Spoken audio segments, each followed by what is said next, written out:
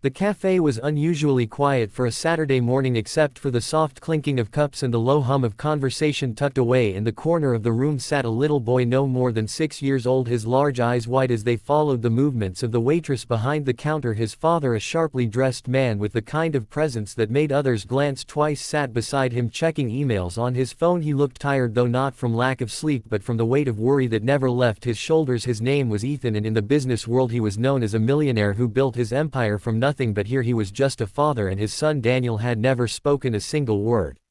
The waitress Emily noticed the boy's intent stare each time she brought them water or placed food on the table. She tried to smile and say a gentle hello, but Ethan would shake his head softly as if apologizing. She understood immediately Daniel was nonverbal, yet something about the boy tugged at her heartstrings. Maybe it was the way he clutched his crayon with determination, scribbling lines that almost resembled letters. Maybe it was the way he looked at her like he was desperate to say something, but the words simply refused to come. Ethan caught her staring once, and for a moment their eyes met. She expected him to look away, perhaps annoyed or embarrassed. Instead she saw something else, a silent plea hidden behind the cool exterior of a powerful man. She gave him the kind of smile that said it was all right, that she understood. Then she crouched down to Daniel's level and pointed at his drawing. It looked like the letter as she whispered softly. Daniel blinked, his little lips pressed together, then parted slightly as though testing the shape of the sound.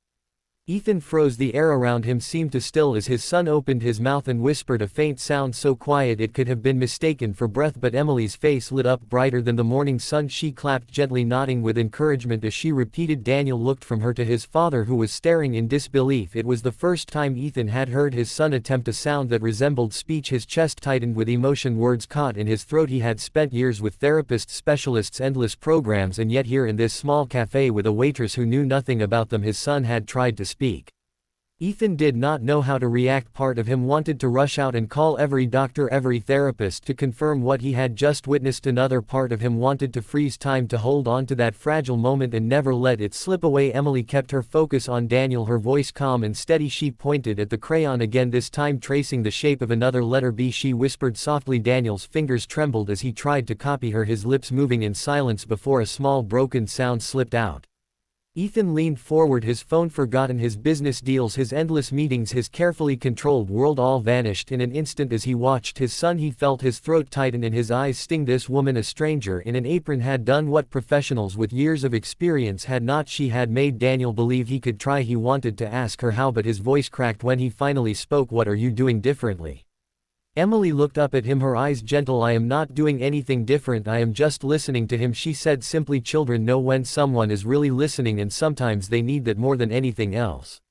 Her words hit him with unexpected force. He had always been so focused on finding solutions, therapies, interventions, that he had forgotten the simplest thing, patience and presence. He watched as Emily guided Daniel gently, praising every attempt no matter how faint, and with each effort Daniel seemed to grow braver, his tiny shoulders straightening, his eyes shining with a spark Ethan had never seen before.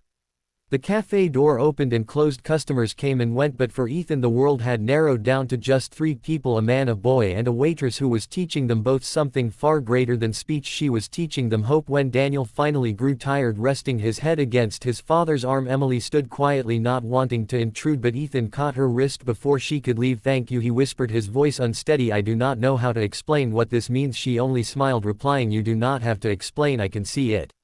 The following week Ethan returned to the cafe. It was unusual for him to visit the same place twice. His schedule was demanding, his life meticulously planned, yet something about that cafe, something about Emily drew him back. Daniel walked beside him holding his father's hand, his eyes already scanning the room for the waitress. When he spotted her, his face lit up in a way that Ethan could not ignore. Emily came over, her smile warm as ever. Hello Daniel, she said softly, crouching to his level. Today I thought we could try colors. She placed a small box of crayons in front of him, pointing at each one patiently. Red, blue, yellow. Daniel tapped the blue crayon, his lips parting slightly, trying to mimic the sound Emily repeated slowly. Blue. Ethan felt his heart swell watching the interaction. Daniel tried again, his voice shaky but clearer than before. B, he said softly. Ethan's breath caught, his hands trembling as he placed them gently on his son's shoulders. That is amazing Daniel, he said, his voice thick with emotion.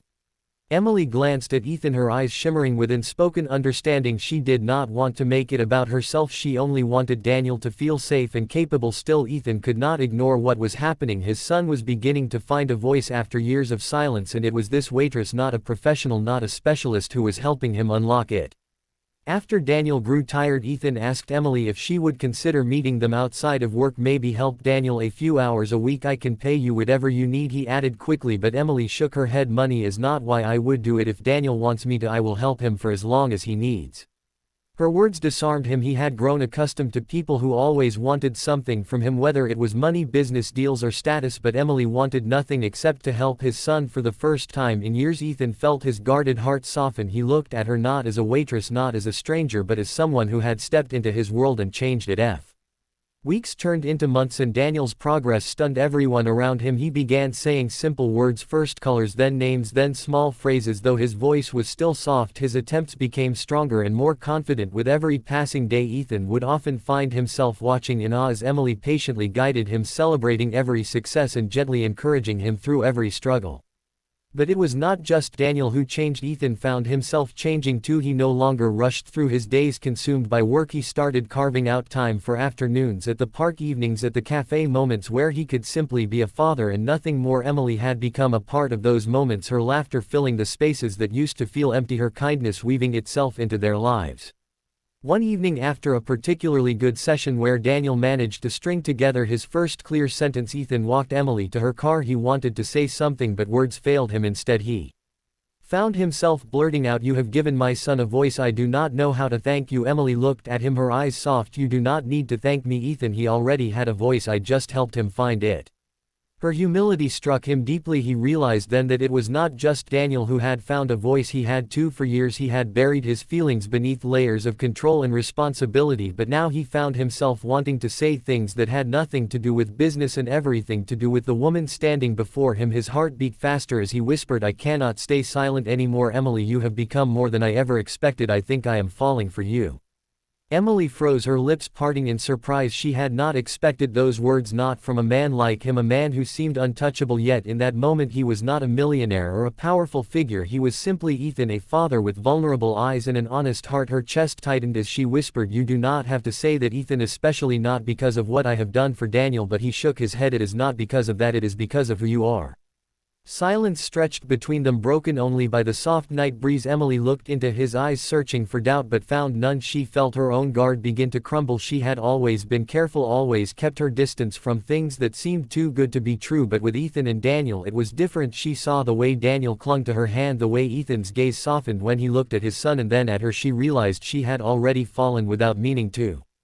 She stepped closer, her voice trembling as she whispered, "I cannot deny I feel something too." Ethan's relief was visible, his shoulders dropping as though he had been holding his breath for years. He reached for her hand and she let him take it, their fingers intertwining naturally as if they were always meant to fit together. In the distance, Daniel stirred in his seat in the car, and for a brief moment his small voice called out softly, "Daddy." Ethan's heart nearly burst as he turned to see his son smiling wide at them both. Emily's eyes filled with tears as she whispered, "He found his words, and maybe so did you." Ethan pulled her closer, his voice low and certain. "You are right. I am done staying silent about what matters most." And so what began in a cafe with crayons and letters became something far greater, a journey of healing, a discovery of love, and the promise of a future where none of them would ever have to be silent again.